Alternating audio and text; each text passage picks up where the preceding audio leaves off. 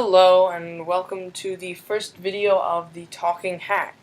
Now I figured today I will show, for those of you who use Macs, a way to get Windows on your Mac in an easier way than using Boot Camp, which, although Boot Camp will allow it to be faster, this way will allow you to run both Mac and Windows at the same time. Now it works best if you have a very fast computer with plenty of RAM and a good processor.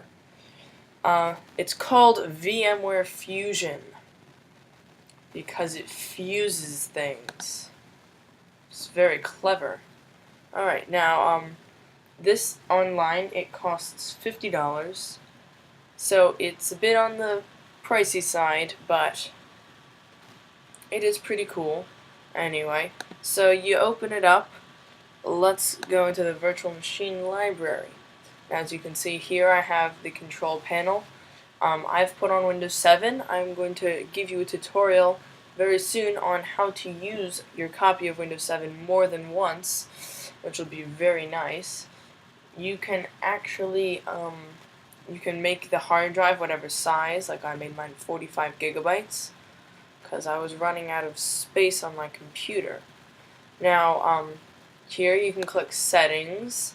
This allows you to change how much RAM it has. I've given it 6 gigabytes.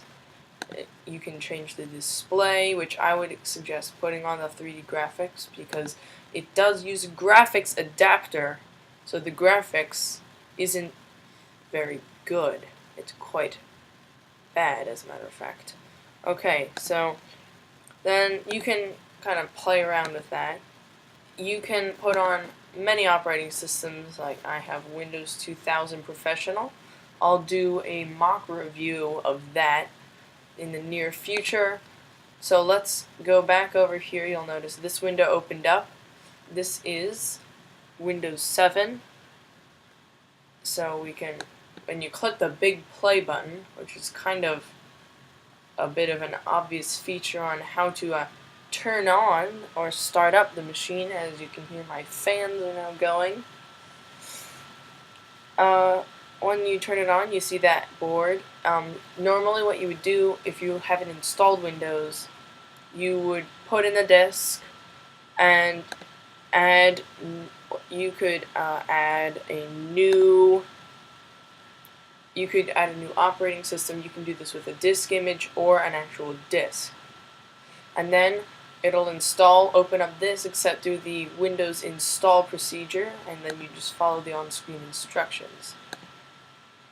Now let's just wait for Windows to start up. As you can hear, it does get the fans going because I am running 2 operating systems simultaneously. Now I will advise that if you have a computer with anything less than 4 gigabytes of RAM, I wouldn't do this. I ran this before I upgraded the RAM on 4 gigabytes, and it was very slow. But don't give too much RAM to Windows. As you can see, there's a little image of what the desktop looks like. You can see that. Now you'll see it is causing a bit of lag, but as you can see, I'm running a full copy of Windows on this computer. So VMware Fusion, it costs $50, so it's kind of expensive for what it does. But if you don't like the idea of Boot Camp taking up all of your computer's resources and you want to still have access to your Mac, there you go. You've got both of them. As you'll notice, a little icon comes up here.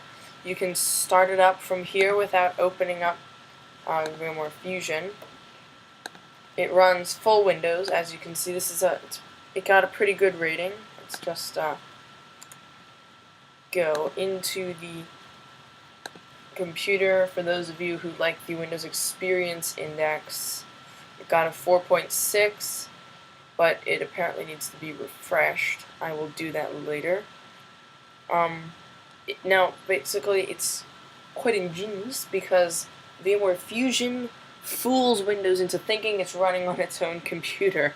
Haha, because it's so stupid that it doesn't know it's running with, it's not even a real partition on the hard drive, it's just a certain amount of gigabytes that it kind of sets aside for you to use. So that is quite helpful.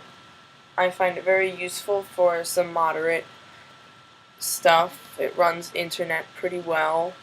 The only problem is I don't have the license key for this Windows, so it gives the error message. But in the next video that I make, I'm going to show you how to disable this so that it won't happen anymore. Now, for those of you who play Minecraft, it didn't work for me at all on VMware Fusion, but then again, you could just play it on your Mac.